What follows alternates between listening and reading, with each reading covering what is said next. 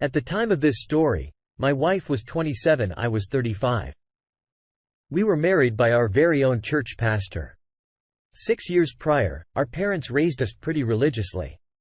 Hence why we married so young. We waited to have sex until our wedding night. My wife was always involved with the church. So a lot of our bonding happened there. I would help her set up activities for the youth group, clean up the building or do errands. Even though we were so young, we were committed for life.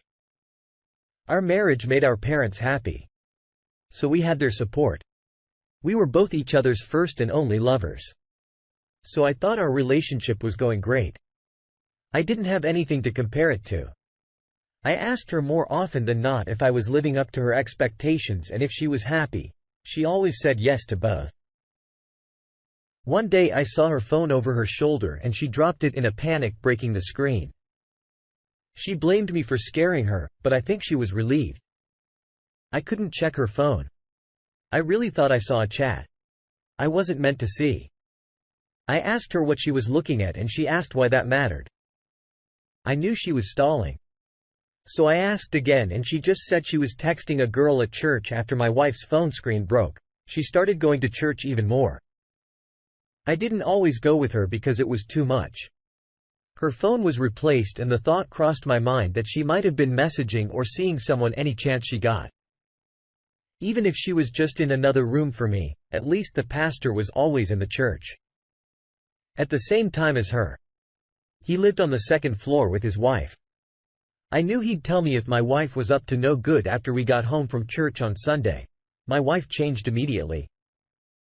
I went into the bathroom after her and just happened to see what she took off and threw on top of the dirty hamper. Let's just say I could tell they were marked in a way that didn't come from my wife directly. I checked her worn dress too and found the same stains inside it. I confronted her about it, but she was just offended and wondered what exactly I thought she did.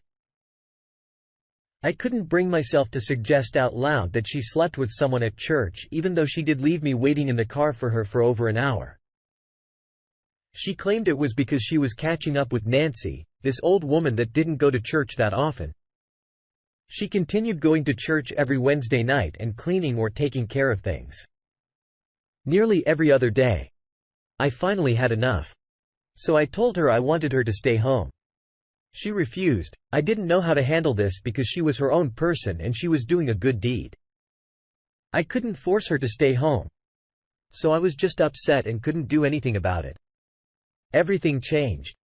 When the pastor's wife called me one day, she was upset and told me she just found a receipt with my wife's name on it in the pocket of her husband's pants. Apparently she treated him to a night out when they were supposed to be at the church. I felt panic as she freaked out and concluded they must be seeing each other behind our backs. She hoped they didn't have sex. I couldn't bring myself to tell her about my wife's suspicious undies and dress. We decided to let them go to Bible study that Wednesday so we could follow them. It was hard not to treat my wife differently. I looked at her with suspicion whenever she was on her phone. How could she act like everything was fine? I could feel the tension in the room and it was all I could do not to burst. She didn't even notice, she didn't seem to care. After she took a huge bite at dinner, I asked to see her phone. She started coughing violently and took her phone off the table after she recovered. She asked why I said I just wanted to check it because there shouldn't be anything for her to hide. She told me it was dead and showed me the black screen. I said after it charged she should let me unlock it. She was white as a ghost. What are the chances that as soon as she stood up from the table, her phone dropped on the floor and the screen shattered? That's exactly what happened. I just knew at this point that she did it on purpose. It got her out of trouble before. So it was the perfect plan. Now, I did my best to keep my cool. Until Wednesday night when I met the pastor's wife at the church. It was getting late and Bible study should have been over by now. We snuck into the church and found that room empty. We went down the hall and the pastor's wife unlocked his office door with the spare key. There in front of us, laid the pastor and my wife on a blanket spread on the floor of his office with no clothes on. I started snapping pictures on my phone while the pastor's wife ran down the hall screaming for the Lord to help her. She immediately called the prayer team and told them everything, begging them to come support her emotionally. My wife didn't have words for me. All she could say was how sorry she was. She asked me if we could go home to talk. I wasn't looking at her kindly. I felt like she was the worst person in the world. I told her she just broke me. She was holding my heart in her hands and she crushed it. She was crying and seemed remorseful. But when I kept telling her how terrible she was, she got impatient and demanded to know if I was going to forgive her. I cursed at her and left the church. I still haven't gone back to this day and went to stay with my parents for about a year until our divorce was final. Word of the cheating pastor spread like wildfire until the whole town knew what they did.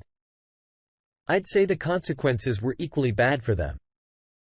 My wife was nicknamed Bathsheba, known as the home wrecker of the town, and the pastor was obviously disqualified to be a pastor anymore. Their lives were never the same and they were far too embarrassed to continue seeing each other. They each moved back in with their parents. My wife only continued working at her job for a few more weeks until showing her face in public was too much for her to handle. After I moved back into the house, she started leaving me letters and voicemails. The only part one read was of the first letter where she said her parents kicked her out. I just tore up the rest and deleted every single voicemail. I didn't want her in my life after what she did to me. And I was glad she couldn't go about her life without a clear conscience. I certainly hope you divorced your wife after this. And by the sounds of it you did. You had proof of the affair because you fought smart and took pictures. She was a terrible selfish woman enough to destroy 2 marriages. It's extremely embarrassing on the pastor's part to be caught up in an affair at the church. In the same building as his home, your wife became a temptress and he gave in. I am so sorry you've had to go through this shocking and uncalled for betrayal after your parents raised you to be respectful and honorable. She cheated on you just 6 years into marriage. It's a shame. This didn't turn out the way it should have. At least. Now you have another chance to find a woman that truly cares about you, shares her beliefs and values, and remains faithful. I wish you the best of luck and success in life. Thank you for sharing your story. Now, let's get into our second story for today. At the time of this tragic tale, I was 41, my wife was 36. We had a teenage son who had lots of friends that we welcomed into our home. Even though our house got loud, it was full of love and acceptance for our boy and our boy's friends. One of them, named Jack, didn't have a great family life. So he spent extra time at our house. Sometimes we called him our second son, which makes this story all the more disturbing. My wife's hobby was writing erotica and romance stories online. She was good at it and she had a really creative mind. Some of her writing even took a sci-fi turn to appease the nerds, male and female, in the audience. Sometimes her skill and creativity intimidated me because I had trouble accepting myself and displaying confidence.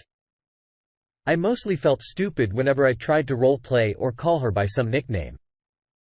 One day I came home to find Jack sitting on her couch with his arm around my wife. They were watching a television show on Netflix alone. I cleared my throat when I walked in and they both jumped up. Jack looked embarrassed. My wife just smiled awkwardly and greeted me. I asked where our son was and she said he just left for the store to get a movie night snack. I asked why he went alone and looked at Jack. He stammered something I couldn't hear and went out the front door. My wife just shrugged and went to the kitchen to get a drink. I made a mental note to keep an eye on the two of them. I came home a little earlier than usual from work one day and found that the front door was bolt-locked. It normally never was because it doesn't line up quite right. So it's hard to unlock. I worried that someone was trying to keep me out when I finally got it open. My wife was just standing naked in the hallway and attempting post. She was smiling mischievously after we did it. Our son barged in the front door. I had to lay low on top of my wife to hide and told him to head up to his room for a few minutes. He said, "Okay, but asked where Jack was. My wife replied that he wasn't there. But at the same time, Jack came out of the downstairs bathroom. He awkwardly rushed upstairs with our son. I looked at my wife perplexed. I asked why she said he wasn't here if he was in the bathroom and why she was there and looked ready to sleep with him. She was stumped and tried to tell me unconvincingly that she didn't know he was in there. I asked how that was possible and she didn't know what to say. So she said I was being silly and he probably slept over without us knowing. I let it go for a while. I wanted to trust my wife and we've been together for 18 years. At this point, Jack continued sleeping over pretty often, but I paid more attention to when he did so I could keep track of who was in the house. I also installed security cameras. I only got 21. I planned to put on the back door and one in the hallway inside. My wife convinced me that our Ring doorbell didn't offer enough security because of the angle it was pointing. So I put one camera on the front porch and one in the hallway. Our backyard was fenced in, so I wasn't as worried about that one. I could see anyone coming into the house from the hallway camera while I was at work. One day, the hallway camera notified me several times. I considered muting the notifications because I knew my wife was up and about in the house doing her housewife tasks. Something told me to check it and there was a major clue. First, I saw Jack going out the back door. This was odd because there was nothing to do back there. And if he was heading to his car, it would have been quicker to go out the front door. Then sure enough, 5 minutes later, my wife went out the back door. My heart was pounding. I knew they were up to something they shouldn't be. I thought of how the front door was bolted the other day, how I kept finding them alone and how sheepish Jack looked every time. 10 minutes later, they didn't even bother to hide the fact that they came in together. Jack just held open the door as if they both just happened to come in. At the same time, they both had dirty knees. I went home immediately and showed her the video on my phone. I wasn't speaking kindly when I asked her what her explanation was. It felt like my world was ending. This was my son's friend. Not only would we divorce, but my son and Jack would never be the same. I told her that Jack looked to us for guidance like parental figures. My wife started tearing up, but she said it was because she hated that. I didn't believe her. She said she was telling the truth and had no reason to lie to me. Just then our son stepped in from behind us. He told me he saw his mom and Jack having sex in the backyard. I freaked out. This moment was very traumatic when it sunk in that her son just witnessed her infidelity with his best friend. My wife started wailing. Not only had he witnessed it, he just told me the truth. She got on her knees and clamped her hands together, pleading with me not to leave her. I felt completely numb physically and mentally. I didn't know what to do with myself. Breathing was even a burden. I told her to leave, that I needed time to process what happened. I felt weak, like I might have forgiven her if I didn't tell her to leave. My son supported me, which made me upset and relieved. At the same time, I was there when she had to call her parents to explain what was happening. She just lost it when they told her she wasn't welcome at their home.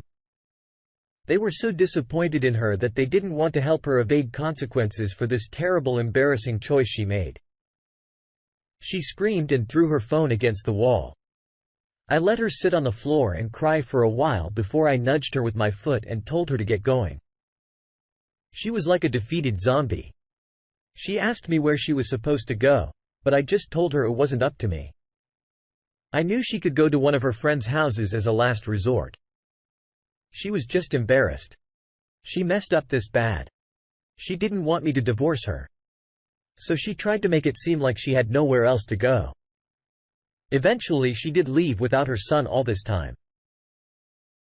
Jack was out and didn't know I saw the footage of them coming back inside. When he returned, my son asked me to talk to him because he couldn't even look at him. I totally understood. So as hard as it was, I confronted Jack. I told him he and my son weren't going to be friends for a while because we both knew what he was doing with my wife. He was terrified, as any young man would be. He apologized to me, turned heel and ran. I yelled after him, telling him not to sleep with anyone's wife ever again. I think he learned his lesson. I didn't care to know if my wife learned her lesson as long as she faced the consequences of her actions. And I know she has. In this case, our son hardly has a relationship with her. Now, he doesn't trust her and certainly doesn't want to date a woman like her. I am so sorry. Your wife cheated on you with your son's best friend. After so many years of trust building, you count on your spouse to remain loyal and honest. It's never easy when a betrayal of this magnitude comes to light. It literally tears apart the family and rips away any security that was once had. Contrary to how it feels in that moment, the best choice is always to separate from the offender. Give yourself days if not weeks to think over this tragedy and decide how best to handle it much of the time. It's a better option to split, to avoid wasting time in a distrusting and guilt-filled relationship. Even the innocent spouse may start to feel guilty and ashamed. You did the right thing by splitting up with her and following through with divorce. I feel like this whole thing was worse for your son than it even had to be due to your wife's extreme carelessness and disrespect. She went to the only place without cameras only to be caught by her own son. I wish you and him the best of luck and success in life. Take what you can from this and keep moving forward with hope for the future. Thank you all for taking the time to listen to today's stories. If you enjoyed listening, please feel free to like and subscribe if you haven't already. Also,